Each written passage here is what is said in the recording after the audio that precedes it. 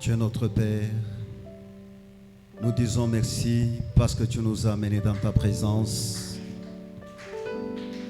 Merci ô Dieu Tout-Puissant pour la joie que tu as placée dans nos âmes, afin que nous puissions te louer, toi les rois des rois, les seigneurs des seigneurs, le plus beau d'entre 10 000 pour nos âmes. Ô Dieu, merci pour cette joie dans le cœur de ton fils et de ta fille, Père. Ô Dieu bien-aimé, c'est la joie, non pas la joie des choses de ce monde, Père, mais la joie du salut, ô Père. Lorsque nous pouvons penser qu'une fois, nous étions dans la boue de ce monde, mais la grâce nous a suivis, nous a ramassés, nous a sanctifiés, nous a amenés dans notre pays. Ô Dieu, nous ne pouvons que chanter pour toi, te louer, te glorifier à cause de ce grand amour, ô Père éternel.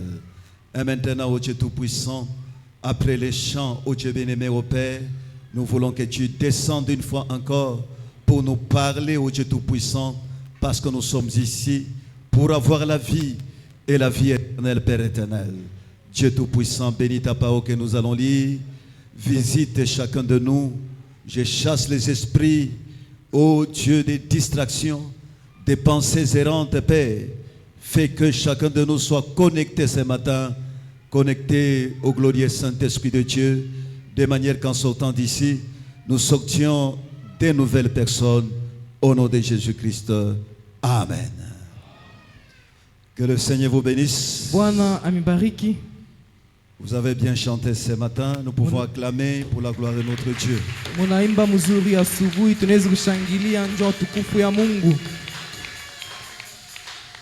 Oui, oui, quand c'est bien fait, il faut le reconnaître. Et je me suis toujours dit, c'est peut-être il y a quelqu'un qui a prié. Un frère ou une soeur qui a prié pour la réunion de ce matin. Parce que l'atmosphère, on ne l'improvise pas. L'atmosphère, on la prépare déjà bien avant. Et quand on vient dans l'église, on y entre et ça produit quelque chose. Amen. Nous allons passer d'abord aux anniversaires. On me dit Fortina Bonheur Kabengele. Bonheur Kabengele. C'est un seul nom, Fortiné Bonheur Kabengele Lutumba. 2 ans. Il y a aussi Donnel Kassongo. Ils peuvent passer devant pour leurs anniversaires. Nous allons les souhaiter joyeux anniversaire.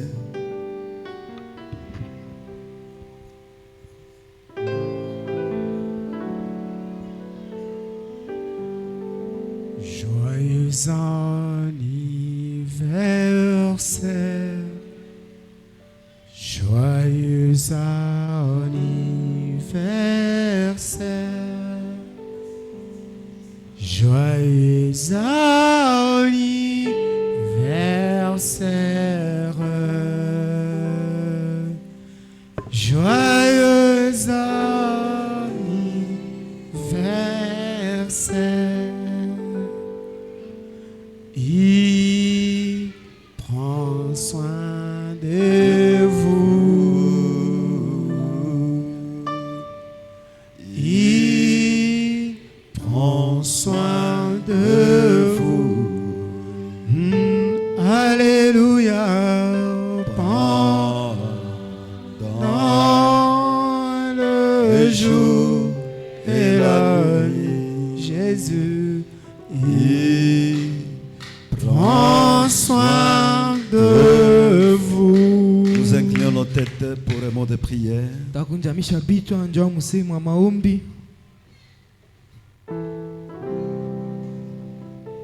Prions. Dieu notre Père, toi le créateur des cieux et de la terre, le donateur de tout don excellent, nous disons merci pour une année de plus que tu as ajoutée à la vie de tes enfants, Seigneur. Tu disais, lorsque tu étais à l'Est, que qui de vous, par ses inquiétudes, peut ajouter une coudée à la durée de sa vie. Il n'y a que toi seul qui puisse ajouter une année, Père, parce que la vie, elle est précieuse. Oh Dieu, tes enfants sont venus dans cette maison, reconnaissant cette main invisible, cette main qui les a soutenus, qui les a nourris, qui les a gardés, qui les a guéris, qui les a protégés, Père. Et ils sont venus dans ta présence. Et en tant que ton serviteur, j'impose mes mains sur ton Fils et Père, afin que tu sois celui qui les gardera, Seigneur, dans son futur, qui les protégera, qui attirera son cœur à ce précieux message du temps de la fin. Éloigne sur son chemin les dangers, les maladies, les accidents, tout ce qui est mauvais, Père, pendant que nous remettons son avenir, son futur dans ta main, au nom du Seigneur Jésus-Christ. Dieu Tout-Puissant, nous venons dans ta présence avec cet enfant au Père. Nous lui imposons, nom Dieu Tout-Puissant, tu l'as gardé dans son passé et maintenant je remets son futur dans tes mains. Oh Dieu, garde-les, protège-les, éloigne les dangers, éloigne les mauvais esprits, tout ce qui est mal sur son chemin. Je bénis son futur au nom du Seigneur Jésus-Christ. Amen. Joyeux anniversaire. Ok, que Dieu te bénisse. Mungu amibariki. Que Dieu te bénisse. Mungu amibariki.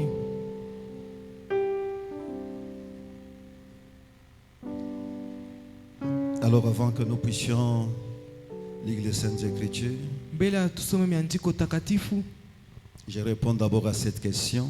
mitajibu ya mbeku iulizo. Une sœur, Dada moya en venant travailler dans la maison de Dieu, mkuu ya kutumika munyumba ya Mungu, est-ce qu'elle peut passer devant, torchonner derrière la chair ici? eti anaweza kupita kumbele ya kolope kumukongo wa mimbali huku?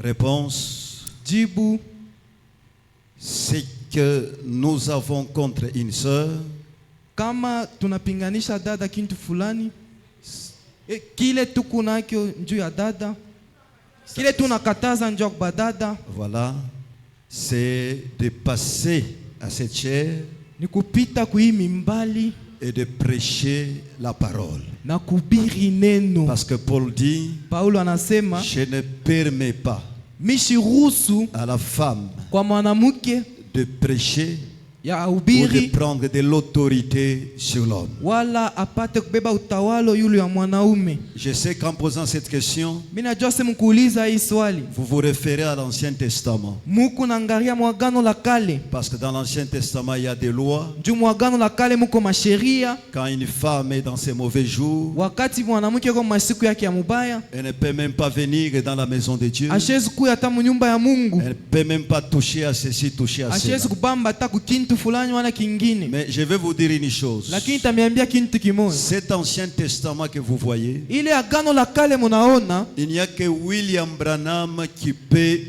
l'interpréter. kuko paka William Branham ula anaweza kuitafsiri. C'est lui qui peut placer une certaine écriture dans son contexte aujourd'hui. Yenjo anaweza kuweka andiko mumambo ile napashwa leo. Attendez, je prends une écriture dans l'Ancien Testament. Mina iba andiko mwa mwagano la kale. Vous allez voir que ce que je dis ici, Mutaona kusema hivi mimi nasema hapa. si vous prenez Deutéronome, Kama unabeba kumbukumbu la Torati. Deutéronome le chapitre 23, Kumbukumbu la Torati sura ya 23. je suis au verset 2.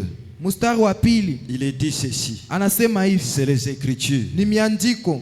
C'est lui Ule qui est issu d'une union illicite, anazarika kwa muungano ya mubaya.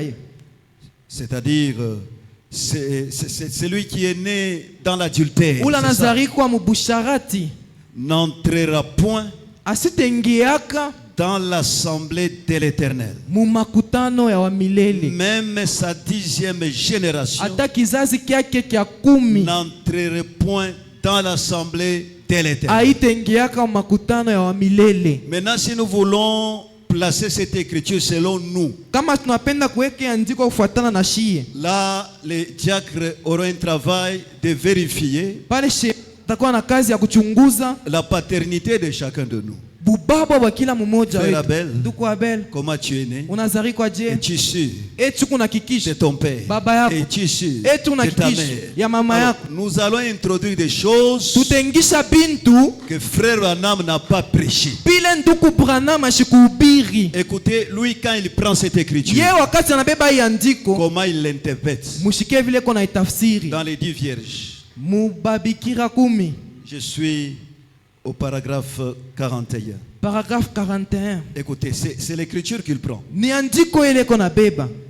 Quelqu'un l'avait compris de cette manière l'autre jour. Muntu mwarielewaka mwile namna siku nyingine. J'ai reçu un tas de lettres au sujet de la religion hybride. Miripokea mabarua ya mingi ile nangaria ile dini ya kuchanga. En effet, Mukusema j'ai fait une remarque là, milifanya angarisho moya pale dans la Bible. mubibilia. La Bible dit Bibilia nasema qu'un enfant illégitime mutoto ule banazala mubusharati appelé bâtard ule banaita batar ne pouvait entrer dans l'assemblée de l'Éternel ashikuwezi kuingia makutano ya Bwana pendant 10 générations. mubizazi bikumi. Ce qui fait que pendant 400 ans, Ila nafia kusema mumiaka un 400 enfant ans illégitime ne pouvait pas entrer dans l'assemblée de l'Éternel. mutoto ule banazala mubundumba shezi kuingia makutano ya milele. Cela montre à quel point cette hybridation était une mauvaise chose. Ile naonesha vile maisha ya mubaya kuchangira kwa kintu kibaya.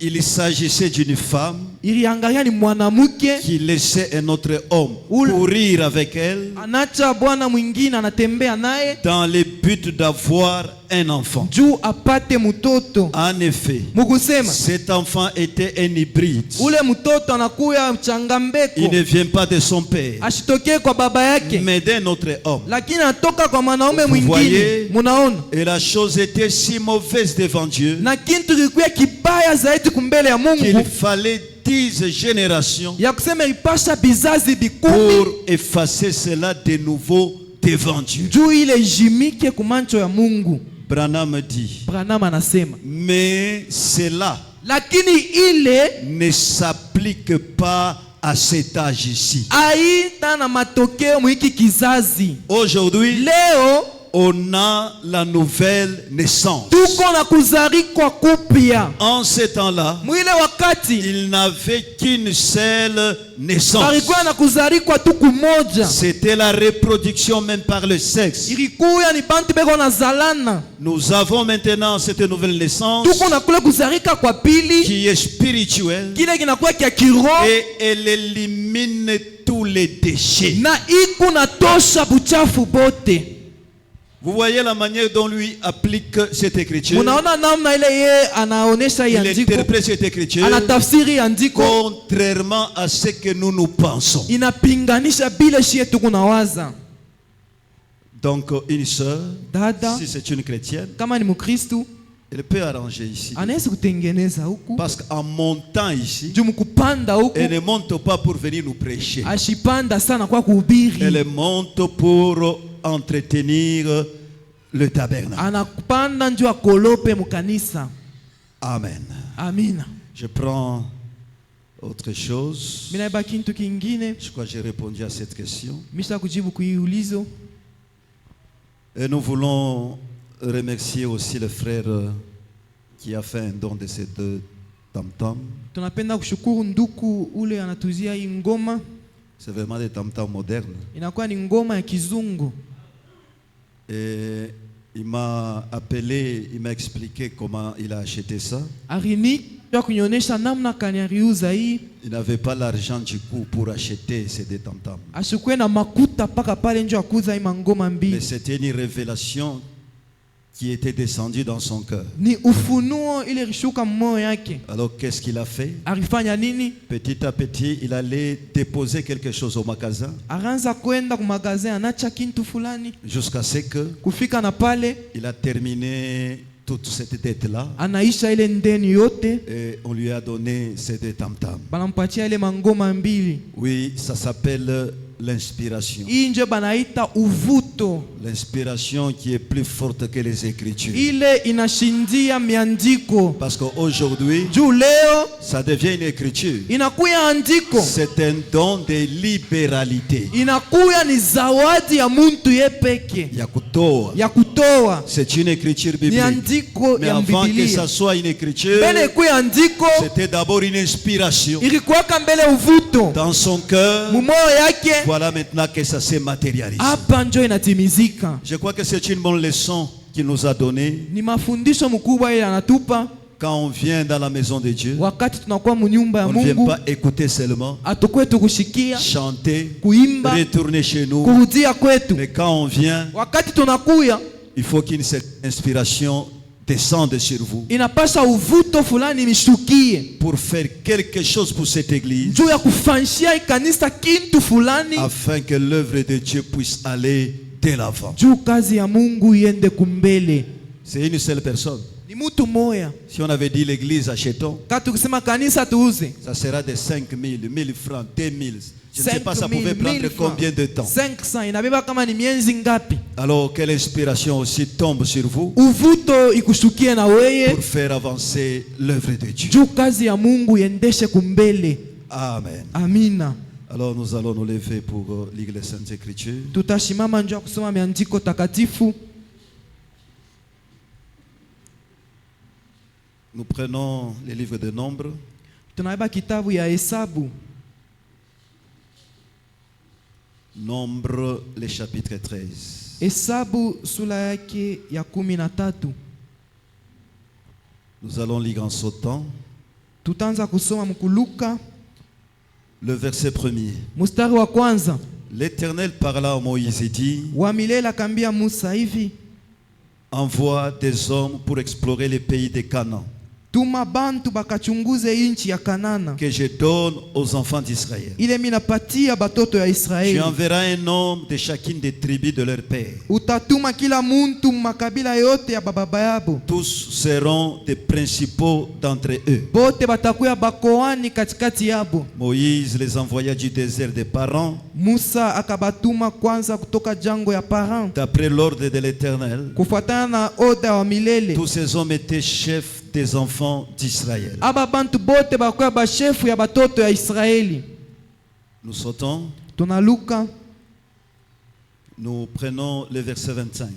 mstari wake wa 25. Ils furent des retours de l'exploration du pays Bakarudia kisha kuchunguza inchi au bout de 40 jours. kisha mashiku 40. À leur arrivée, Mukufika kwabo ils se rendirent auprès de Moïse et d'Aaron bakaenda kwa Musa na kwa Haruna et de toute l'assemblée des enfants d'Israël na kwa makutano yote ya batoto wa Israeli à Kadès dans les déserts de Paran. kule kukadesi mujango ya Paran. Ils leur firent un rapport Bakabapa ripoti ainsi qu'à toute l'assemblée. na kwa makutano Ils yote leur montrèrent le fruit du pays. bakabaonesha matunda ya muinchi. Voici ce qu'ils racontèrent à Moïse. Mushikie bile barambia Musa, Nous sommes allés dans les pays où tu nous as envoyés. turienda muinchi mule kututuma. À la vérité, Mubyakweri c'est un pays où coule le lait et le miel. ni inchi kukuna vuya maziwa na nsari Et en voici les fruits. na matunda muinchi yoi. Mais le peuple qui habite ces pays est puissant. Lakini taifa ya mwile inchi ni ya uwezo. Les villes sont fortifiées, Mamiji banaijenga nguvu très grandes. iko mkubwa. Nous y avons vu des enfants d'Anak. Tuliona batoto ya Anaki kule Et les Amalécites habitent la contrée du Midi. na bale ba Melisiti beko nekala fwashi ya katikati. Les Étiens, les Jébusiens et les Amoréens habitent la montagne. Ba Etien, ba Jebizien, ba Amoréen benekala kumulima Et les Cananéens habitent près de la mer et le long du Jourdain. na bakananea karibu na bahari karibu na Yordano. Caleb fit taire le peuple Kalebi akekarisha taifa kimya. qui murmurait contre Moïse. Ile ilianza kusema mubaya kwa Musa. Il dit: Akasema, montons, emparons-nous du pays, tuende tukabebe inchi nous y serons vainqueurs. na tutapata ushindi. Mais les hommes qui étaient allés avec lui dirent: Lakini bale bariendaka naye bakasema, nous ne pouvons pas montrer contre ce peuple, hatuwezi kwenda kukombanisha ile taifa car il est plus fort que nous. juu iko ya nguvu kutushindia. Et ils décrièrent devant les enfants d'Israël le pays qu'ils avaient exploré. Na bakalalamika kumbele batoto wa Israeli ile inchi barichunguza. Il dit, Bakasema le pays que nous avons parcouru pour l'explorer ile inchi tulitembea monjo ya kuchunguza est un pays qui dévore ses habitants. inchi ile kuna kula bakaji bake. Tout ce que nous y avons vu sont des hommes d'une haute taille. Bile biote shi tuliona mo ni bantu balefu. Et nous y avons vu les géants, Tuliona bantu balefu kabisa. enfants d'Anak, Batoto ya Anak. de la race des géants. Bale bakizazi ya Nous balefu. étions à nos yeux et aux leurs comme des sauterelles. Kumancho yetu na yabo tulikuwa tusatu bampanjo. Vous pouvez vous asseoir pendant que nous prenons la deuxième lecture. Munaweza kuikala wakati tunabeba andiko ya pili. Cette fois-ci, nous sommes dans le livre de Josué. Hapa tuko mkitabu ya Yoshua. Josué, le chapitre 5. Yoshua sura ya 5. Nous commençons à partir du 10e verset. Kwanza pa mstari wa 10. Josué 5, le verset 10. Mstari wa 10. Les enfants d'Israël campèrent à Gilgal Batoto wa Israeli bakaikala karibu na Gilgal et ils célébrèrent la Pâque le 14e jour du mois, na bakasherekea Pasaka siku ya 14 ya mwezi sur le soir dans les plaines de Jéricho. magharibi mumabonde ya Yeriko. Ils mangèrent du blé du pays le lendemain de la Pâque, Bakakula ngano ya muinchi kesho yake ya Pasaka, des pains sans levain mikate bila chacho et du grain rôti. na ile mbeko yenye kukalanga, Et ils en mangèrent ce même jour. na bakaikula ile siku moya moya. La manne cessa le lendemain de la Pâque, Mana ikakachika kesho yake ya Pasaka quand ils mangèrent du blé du pays. wakati bakakula ngano ya Et muinchi. les enfants d'Israël n'eurent plus de manne, Batoto wa Israeli baupate tena mana, et ils mangèrent des produits du pays de Canaan cette année-là. bakakula tunda ya inchi ya Kanana ile mwaka. Comme Josué était près de Jéricho, Sa vile Yoshua alikuwa karibu na Yeriko, il leva les yeux akanyanyua macho et regarda. na akaona, Voici un homme se tenait debout devant lui, akaona muntu mwenye kushimama kumbele yake son épée nue dans sa main. na mupanga yake mikono yake. Il alla vers lui et lui dit, Akaenda kwake na akamwambia, es-tu de notre ou de nos ennemis? uko wa mungambo yetu wala mbaadui betu? Il répondit, Akajibu, non, Hapana. mais je suis le chef de l'armée de l'Éternel. mie niku shefu wa jeshi ya wa milele, J'arrive maintenant. mi nafika hapa sasa. Josué tomba le visage contre terre, Yoshua akaanguka uso se chini, prosterna et lui dit, akainama na akasema, qu'est-ce que mon Seigneur dit à son serviteur? ni nini bwana wangu anaambia mtumishi Et wake? le chef de l'armée de l'Éternel dit à Josué, Na shefu wa jeshi ya wa milele akaambia Yoshua, ôte tes souliers de tes pieds, tosha bilato yako car kumikulu, le lieu sur lequel tu te tiens est saint. juu ile fashi huko iko takatifu. Et Josué fit ainsi. Na Yoshua akatosha bilato. Que Dieu bénisse la lecture de sa parole. Mungu abariki usomi wa neno yake. Amen.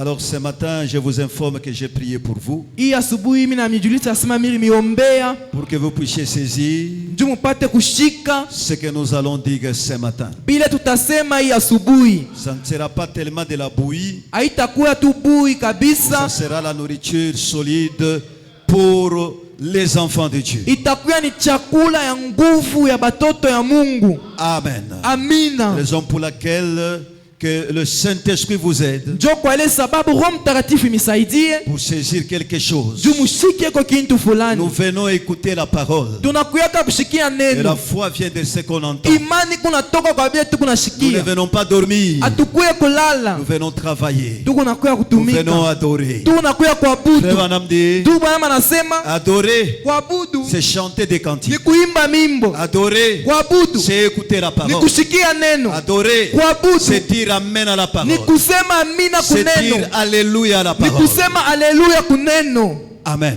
Amina. Ainsi, nous avons besoin de vous Hivi tuko na mwe lazima pour que la parole de Dieu soit prêchée ce matin. juu neno ya Mungu ihubiriwe hii asubuhi. Vous savez, malgré que le prédicateur s'est bien préparé, Munajua hata kama mhubiri alijitayarisha mzuri, mais si là-bas, kama ile il ngambo n'y a pas l'écho favorable, hakuna bantu beko na jibu mzuri, Dieu ne fera rien. Mungu asitafanya kitu. Amen. Amina. Alors j'espère que vous aussi vous avez prié. Mimi naamini kusema na moyo mliomba Moi aussi j'ai prié. na mimi mliomba, Alors Dieu fera quelque chose pour nous ce matin. Mungu atatufanyishia kitu hii asubuhi. Nous sommes en train de parler sur les évidences du pays promis. Tuko nasemezea yule ya mahakikisho ya inchi ya malako. Nous avons déjà commencé depuis le mercredi. Tulianza tangu mkazi tatu. Alors nous faisons un rappel très rapidement Tuko narudilia mo kwa haraka avant de pouvoir avancer. bele ya shie tuendelee. Soyez très attentifs. Mkuye basikilivu sana. Nous avons dit depuis le mercredi Tulisema tangu mkazi tatu que la marche d'Israël naturelle mwenendo ya Israeli wa kimwili correspond à la marche de l'épouse en ce temps du soir. inapatana na mwenendo ya bibi harusi mwi wakati ya mwisho. Exactement Paka vile la même chose. kintu kimoya kimoya. Sauf que là, Kutosha ko tukule j'ai traité avec eux dans les naturels. Mungu alikuwa anatumika nabo Mais maumbile. ici, Huku nous sommes dans les spirituels. tuko mukiro. Là-bas, Kule c'était la mer rouge physique qu'ils ilikuwa ni voyaient. bahari mwekundu ya kimwili Il baliona. fallait le traverser. Ilipasha kuitambuka. Là-bas, Kule c'était le désert physique. ilikuwa ni jangwa ya maumbile. Là-bas, Kule c'était le Jourdain physique. ilikuwa ni Yordano ya kuonekana. Là-bas, Kule c'était Goliath physique. ilikuwa ni Goliathi muntu wa kuonekana. Mais ici, Huku c'est dans le spirituel. inakuya ni mukiro. Amen. Amina. Je prends la rédemption dans sa totalité Ukombozi muutele yake du 30 mars 1954. ya mu 1954 Je suis au point 48. kifungu kya makumi ine na munane. Écoutez ce que le prophète est en train de dire. Mushikele nabii eko nasema, Il dit ceci. Nous prenons maintenant Israël tunabeba tena Israeli pendant son voyage. mukusafirika kwake, Alors qu'il sortait de l'Égypte, wakati banza kutoka mu Misri. un type du monde, Inakuya Misri, inakuya mfano ya dunia, et qui faisait route vers la Palestine, na barianza kwenda mu inchi ya malako, le pays promis. ile inchi ya malako. Je trouve que c'est de toute beauté. Mimi naona sema inakuya na buzuri bote. J'aime vraiment ça. Mimi napenda zaidi ile. Pratiquement chaque semaine, Kila juma tu je m'assis pour lire ces livres de l'Exode d'un bout à l'autre. mimi nekalaka, mimi nasoma kitabu ya Kutoka kwanza kumwanzo na kumwisho, Et si je le peux, na kama mimi naiwezi ou autant que possible, wala vile mimi nezi kwa nguvu yote, je l'aime mimi naipenda parce que c'est un type parfait de l'église d'aujourd'hui. juu inakuya mfano kamilifu ya kanisa ya leo. Son état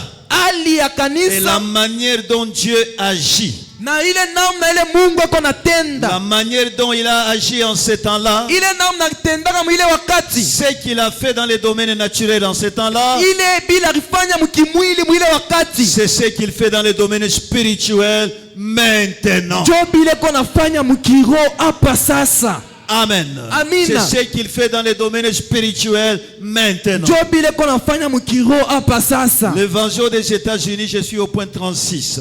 Mwile ujumbe Évasion des États-Unis paragraphe 36. Écoutez, Musiki je crois que nous l'avons lu le mercredi. tulisoma mkazi tatu. Frère Branham dit, Ndugu ama anasema, il dit, notre scène de base ce matin, anasema mambo yetu ya msingi asubuhi c'est quelque chose de tragique. ni kintu kya kibaya, Et l'Ancien Testament, na agano la kale à mon avis, est toujours une ombre mukuona kwangu inakalaka paka kimvuri ou une prévision du Nouveau Testament. wala bintu bile biko natangulia kuonesha agano jipya. On m'a souvent dit, Bananyambiaka zaidi, frère Branham, ndugu Branham, pourquoi est-ce que vous prenez toujours dans l'Ancien Testament? njoo nini wewe unaipaka paka miandiko ya mwagano la kale? Presque toujours, Kila wakati en choisissant un texte, mukuchakula andiko ya vous kusoma retournez dans l'Ancien Testament. munarudiaka mwagano la kale. Je le fais Miku nafanya vile parce que j'aime la typologie. juu mimi napenda mfano ya bitu. Amen. Amina. Mon instruction est très limitée. Mimi kujifunza vya zaidi vya mingi. Tout le monde le sait. Bantu wote banajua. Et le seul moyen que je connaisse Na namna tu mwa ile mimi najua. d'être assez proche de la vérité, Juu ni kuwe karibu na ukweli. écoutez, Musikie. c'est de voir Ni kuona ce que le modèle était, kile mfano ilikuwa. de regarder sur le plan Kuangalia pa mapo et de voir ce que c'était. na kuona kile ilikuwa. En ce moment-là, Mwile wakati je sais que ce qu'il en était de cela, mimi najua iki kintu kilikuwa je mwile ça sera wakati. semblable à ce qu'il en est de ceci na ici. bitafanana vile bitakuya hapa leo. Puisque ça n'est l'ombre, Juu kile kilikuwaka kimvuri tout simplement. vile tu kimvuri. Je retourne dans l'Ancien Testament Na mimi narudia mwagano la kale pour voir ce que les enfants d'Israël ont fait, juu ya kuona kile batoto wa Israeli barifanya, pour voir ce qui a été le châtiment du péché, juu ya kuona mapiko ya nzambi ilikuwaka nini, pour voir ce qu'a été la justice des prophètes, juu ya kuona uwaki ya banabii ilikuwaka nini, pour voir ce qu'il en a été de toutes ces choses. juu ya kuona hivi bintu bilikuwaka C'est je. ainsi que j'aurai un aperçu de ce qu'il en est de ceci. Njo pale mitaona mzuri hivi bya leo binakuya je. Amen. Amina. Amen. Amina. Donc c'est comme cela que William Branham travaillait. Njo vile ndugu bwana makuwa anatumika. Il regardait les modèles, Anaangalia il mfano. regardait l'ombre. Anaangalia Oh, kimvuri. il avait quand même une représentation de la chose correcte. Alikuya na mfano ya kintu vile napashwa. C'est pourquoi il nous dit toujours, Njo kwa maana anatuambia kila wakati, quand je vois l'ombre d'un éléphant ici, wakati mimi naona kimvuri cha mtembo je ne hapa, peux pas me retourner ici et je vois un homme. mimi siwezi kugeuka huku mimi naona mtu. L'ombre c'est l'éléphant. Kimvuri ni La tembo réalité ça sera l'éléphant. na ukweli itakuya paka ntembo. Amen. Amina. Ainsi mon frère, ma soeur, Hivi ndugu yangu, dada yangu, la marche des enfants d'Israël mwenendo wa watoto wa Israeli était en 3 parties. ilikuwa mubipande Nous bitatu. l'avions vu depuis le mercredi. Tuliona tangu mkazi tatu. La première partie, Kipande ya kwanza c'était de sortir de l'Égypte ilikuwa kutoka et kumisri traverser la mer Rouge. na kutambuka bahari La mwekunda. deuxième partie, Kipande ya pili c'était le désert. ilikuwa ni jangwa, Et la troisième na partie, kipande ya tatu c'était Canaan, ilikuwa ni Kanana, le pays de la promesse. nchi ya malako. Amen. Amina. Nous l'avons lu et nous Tuliisoma, n'allons pas y revenir. Parce hatutarudilia que ce hapo que nous disons, juu bitu kunasema c'est la vérité. ni vya kweli. Amen. Amina. Et nous vous avons montré que Na tumeonyesha kama avant qu'Israël entre en Canaan, mbele ya Israeli yaingie mukanana, ils étaient arrivés à un endroit. barifikaka pafuashi moya. Nous avons lu cela dans Nombre 13. Tuliisoma ile muhesabu, Cet endroit-là qu'on appelle Kadesh Barnea. ile fuashi banaita Kades Barnea. Ici, il n'y a presque pas de craie. Ni kusema tu mampemba yote hainamo. Kadesh Kades Barnea. Barnea. Ils étaient arrivés ici. Barifikaka kule. Alors, en arrivant à Kadesh Barnea, Mukufika Kades Barnea, Frère Branham dit c'était à la frontière. ndugu bwana anasema ilikuwa ni pamupaka. Alors, qu'est-ce que Moïse fait? Musa alifanya nini? Écoutez bien. Musikie, Il dit, anasema tout ce temps nous avons voyagé avec vous hii wakati yote tulisafiri na mweye vers un pays kwenda kuinchi que personne n'a jamais vu. ile muntu hata mwashi yaonaka. Nous y allons nous tous Tukunaenda kwa sisi wote par la foi. kupitia imani. Mais maintenant, à partir d'ici, Sasa kwanzia de hapa, Kadesh Barnea, kwanzia pa Kades Barnea, je vais choisir mita chakula 12 personnes bantu 12 selon les 12 tribus d'Israël. kufuatana na makabila 12 ya Et Israeli. ces gens-là Na bale bantu auront comme mission batakuya na kazi yabo d'aller voir bende bakaone et de nous donner les na rapports. bakuye batupe ripoti. Peut-être ce pays n'existe pas. Saa zingine ile inchi hainako, Alors qu'ils puissent d'abord aller là-bas. boyo bende mbele. Alors ils ont choisi 12 personnes. Bakachakula bantu 12, Et parmi ces 12 personnes, katikati ya ba 12 il y avait un Caleb parikuya Kalebu et il y avait un Josué. na parikuya Yoshua. Et ces gens sont partis. Na bale bantu barienda, Arrivés là-bas, banafika kule, ils ont exploré le pays. bachunguza inchi, Réellement, ils ont trouvé que le pays était réel. bariona sema bya kweli, inchi ni ya bya kweli, C'est un pays ni inchi où coulait le lait et le miel. kule kulikuwa na vuya nsari na maziva. Et ils étaient arrivés pendant la saison des raisins. Barifika mwakati ya matunda marezin. Alors, comme preuve Sa hakikisho qu'ils ont été dans ces pays, ile nafia kusema barikuya mwile inchi ils ont cueilli une grappe de raisin barichuma kifurushi ya matunda transportée par 2 personnes. kile barinyangula pa bantu bawiri Et en arrivant vers na Moïse, mukufika kwa Musa ils ont donné les rapports. barileta ripoti C'est vrai, ni bya kweli le pays est réel. inchi ni ya bya kweli Voici même les grappes de raisin que nous avons cueillies en Canaan. na matunda ile tulichuma mukanana yoyi. Regardez mes frères, Mwangalie banduku là, Kadesh Barnea, kule ku Kadesh Barnea un problème a surgi. mambo moja inalamuka Comme ils étaient à 12, vile bakuwa bakumi na mbili cette église-là de 12 personnes, ile kanisa ya bantu kumi na mbili directement l'église s'est scindée en 2 parties. kanisa inajigawana mvipande Il y viwili a une église de 10 personnes kukakuwa kanisa ya bantu kumi et une autre petite église de 2 na personnes. kanisa kidogo ya bantu bawili Alors l'église de 10 personnes, ya bantu bakumi ils ont dit, bakisema mais le pays est réel, inchi ni ya bya mais kweli nous ne pouvons pas y entrer. hatuwezi kuingia Parce que mo nous avons trouvé là-bas des géants. juu tulikuta mule bantu balefu Les enfants d'Anak, batoto ya à naka leurs yeux, kumacho nous yabo sommes comme des sauterelles. tukusa bampanjo. Alors quand vous lisez la Bible, Wakati mnasoma Biblia, la Bible dit, Biblia inasema Caleb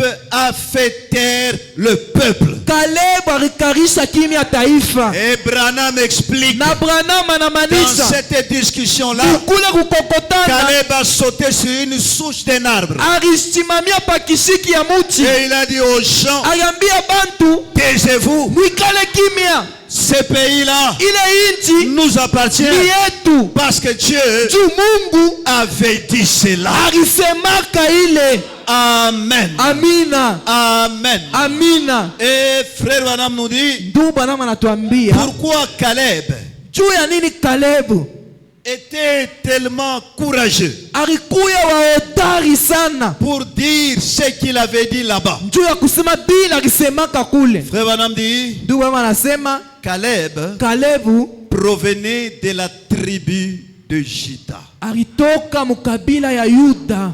Amen. Amina. Et la tribu de Juda Na kabila ya Yuda a comme drapeau, bendera yabo c'est les lions. ni simba, Et les lions, na simba c'est la force. ni nguvu, Les lions, simba c'est le courage. ni hodari. Amen. Amina. Et vous remarquerez que Josué, Mutaona kusema Yoshua, frère Branham dit, ndugu Branham anasema Josué signifie Yoshua anafia kusema Jéhovah sauveur. Yehova mkombozi. Donc Josué, Yoshua c'est Jésus. ni Yesu, Et Jésus na Yesu vient de la tribu de Juda. anatoka mukabila ya La Yuda. tribu de Juda Kabila ya a Yuda comme panier na bendera yabo les lions. ni simba. Amen. Amina. Alors c'est pour cette raison Njo kwa ile sababu que Caleb et Josué Kalebu na Yoshua étaient forts, balikuwa nguvu, étaient courageux, balikuwa na hodari, avaient la bravoure. balikuwa na nguvu. Amen. Amina. C'est pourquoi j'ai dit à partir de mercredi, Njo kwa maana tangu mukazi tatu mikisema même l'église locale, hata kanisa parce pafuashi que nous avons l'amour divin tabernacle, mpaka hivi tuko na amour divin, nous avons besoin de lions dans l'église. tunalazimisha kuwa na bansimba mukanisa. Pas une petite chose, on est déjà faible, Hapana bantu kakintu kaloko munalekea, abattu, munachoka, découragé. munachoka. Non, Hapana, on a besoin de lions, tunalazimisha basimba, de frères courageux. banduku bahodari. Nous voulons mettre des carreaux dans l'église. Tunapenda weka karo Le frère mukanisa, dit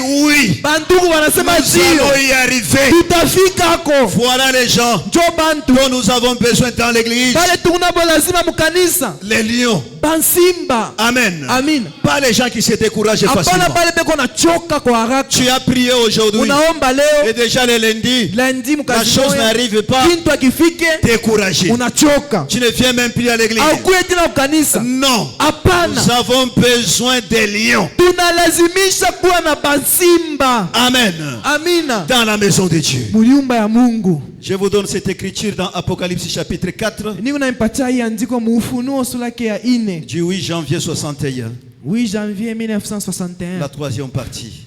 kipande ya tatu. Je crois que ça va vous aider. Le paragraphe 323. 323. Écoutez ce que le prophète dit. Musikiele nabii anasema, Il dit ceci. anasema hivi: Maintenant, Sasa Si vous remarquez, kama mnaangarishisha, Dan Dani est le chef des 3 tribus. anakuya shefu wa makabila 3. Judas Yuda est le chef de 3 tribus. ni shefu wa makabila 3. Ruben Rubeni est le chef de 3 tribus. ni shefu wa makabila 3. Et Ephraim Na est Efraimu le chef de 3 tribus. ni shefu wa makabila 3. 3 fois 4 font 12. 3 fois 4 ni 12. Les 12 tribus d'Israël. Makabila 12 ya Israeli. Voyez, Munaona? chacun a sa bannière. Kila kabila iko na bendera La yake. bannière de Judas, Bendera ya Yuda c'était les lions. ilikuwa ni simba. La bannière de Ruben, Ya Rubeni c'était l'homme. ilikuwa ni La mutu. bannière d'Ephraïm, Ya Efraimu c'était le bœuf. ilikuwa ni La ngombe. bannière de Dan, Ya Dani c'était l'aigle. ilikuwa ni ntai. Amen. Amina.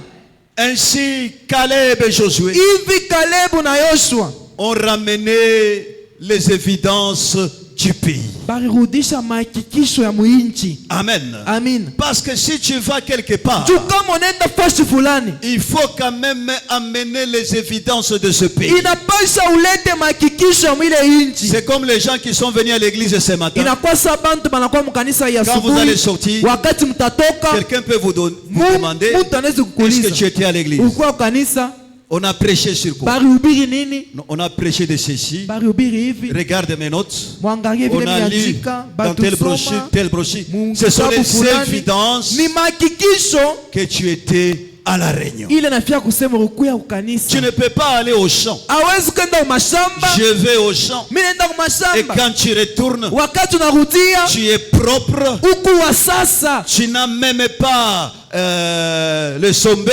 hauna tana même nsombe, pas de bananes, hauna tana même pas de mandizi, ceci. hauna tana Non, mais pilipili. c'est lui qui va au champ. Ule kwenda kumashamba, Quand il rentre, wakati anarudia il a les évidences du champ. eko na mahakikisho ya J'étais au champ. kumashamba. Mimi kwa kumashamba, Regardez les bananes. mandizi J'étais yoi au champ. kumashamba. Regardez les courges. Hivi J'étais au vibofu champ. vyo hivi. Regardez Kumashamba. ceci. Regardez cela. Mwangalie hivi na hivi. Amen. Amina. Frère Vanam dit dans l'église, choisissant la loi Mwile ujumbe kanisa na chakula sheria au lieu de la grâce kuliko neema du 16 mars 61. ya 1961 Le paragraphe 40. paragraphe 40. Écoutez bien. Musikie mzuri. Nous sommes toujours dans l'Israël naturel. Tuko paka muisraeli wa kimwili. C'est ce que Dieu fait Njo kile Mungu eko nafanya quand il trouve un homme wakati anapata mtu à qui il peut faire assez confiance ule anaweza kupatia tumaini ya mingi pour lui révéler sa parole. juu ya kumfununia neno yake. Donc Dieu regarde aussi Mungu naye eko naangalia les hommes de confiance bantu bale banastahili tumaini, auxquels je peux donner ma parole. bale mimi naweza kupatia neno yangu. Pas n'importe qui, Hapana mtu pas wowote, n'importe quel monsieur, hapana bwana pas wowote, n'importe quelle femme. mke tu wowote, Sommes de confiance. bantu bale banastahili tumaini. Un homme Mtu qui peut prendre position, ule anaweza kubeba msimamio, qui s'en tiendra à la conviction de la Bible ule atasimamia kuhakikisha Biblia et qui dira na atasema c'est vrai. ni bia kweli. Si donc vous prenez la parole de Dieu, Kama tu munabeba neno ya Mungu, chaque parole, kila neno juste telle qu'elle est écrite, paka tu vile basha kuandika, Dieu Mungu sera tenu d'y apporter son soutien atakuwa mumapashwa ya kusimamia ile neno en la confirmant d'abord kuyakikisha mbele avec des miracles, na miujiza des prodiges, majabu, comme il a dit qu'il le ferait. mpaka vile alisema taifanya. Ah, je pensais que j'entendrais, je vais entendre un amen. Mimi siwaza sitashikia amina. Vous prenez la parole de Dieu telle qu'elle est écrite. Munabeba neno ya Mungu mpaka vile sha kuandikiwa. Vous y faites confiance à cette parole-là. Unaweka tumaini mwile neno, Dieu Mungu apportera son soutien ataishimamia à cette parole-là mwile neno, en la confirmant mukuyakikisha par des signes kwa maalama et par des miracles. na kwa miujiza. Pourquoi?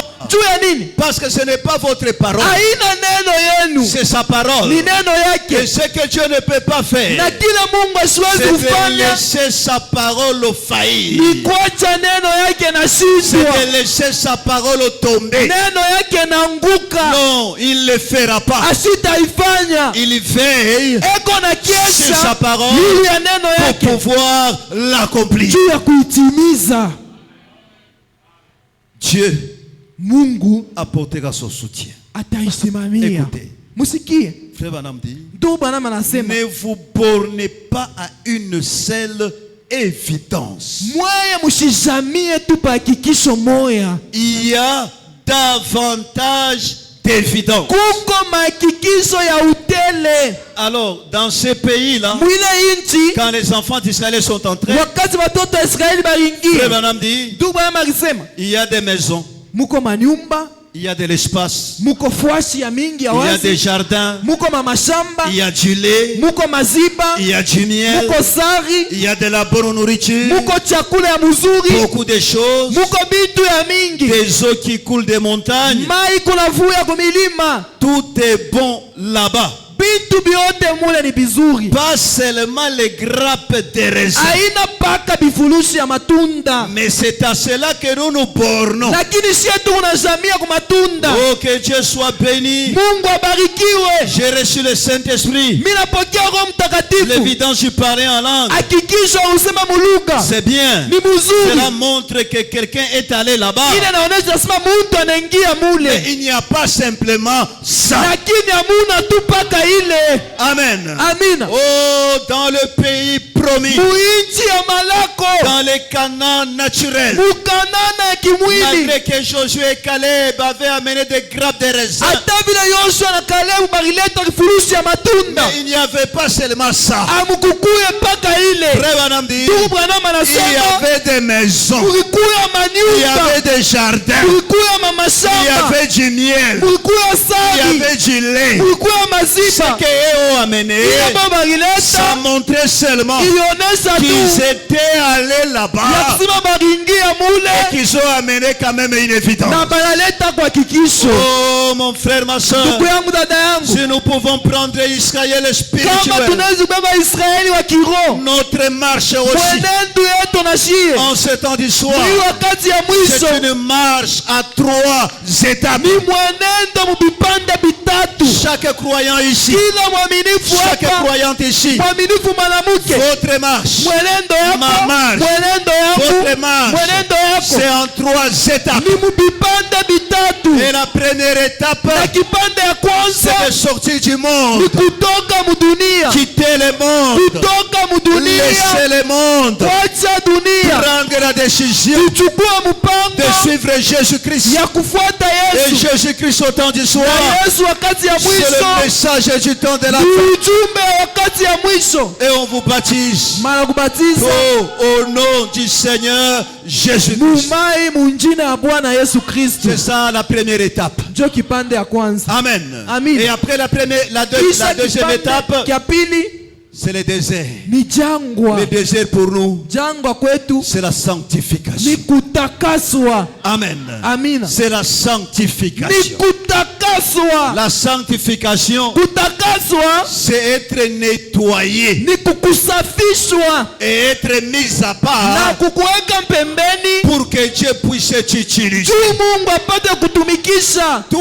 un homme, Wewe tu mtu ne peux pas ramasser un verre sale hawezi kulokota nkopo ya dans buchafu le poulailler. mufashi ya bankopo Directement, tu donnes à l'enfant. baba napatia mtoto, Amène-moi de l'eau à boire. uniletee mai ni kunywe. Non, ça ne se fait pas comme ça. Haifanshike vile. Qu'est-ce qu'on fait? Beko nafanya On nini? nettoie le verre. Banasampisha On nkopo, nettoie le verre. banasampisha nkopo. Amen. Amen. Et c'est ce que nous faisons. Njo ile tunafanya Chaque jour quand nous venons dans l'église, kila siku, wakati tunakuya c'est un kanisa travail de nettoyage. ni kusafishwa. La parole de Dieu Neno ya Mungu est en train de vous sanctifier. ikuna La tutakaswa. parole de Dieu, Neno ya Mungu quand ça condamne wakati na les hukumu mensonges, les bongo, mensonges ce n'est pas toi. bongo haina Les weye, mensonges c'est un démon. bongo ni mpepo C'est ce que mchafu. nous condamnons. njo ile tuko na hukumu. Amen. Amina. C'est quoi ça? Ni nini ile? L'eau de séparation Maji ya achanisho qui vous nettoie iko na kusafisha de la mondanité. kwa buchafu bote bwa kidunia. C'est pourquoi Njo kwa maana un frère,